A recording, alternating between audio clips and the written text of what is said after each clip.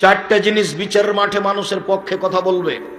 এক, আঙ্গুল, যে আঙ্গুলে তাসবিহ গণনা করা হবে, যার কারণে ভুলেও কোনোদিন তাসবিহ দানায় তাসবিহ গণনা করবেন না। তাসবিহ দানায় তাসবিহ গণনা করা বিদআত।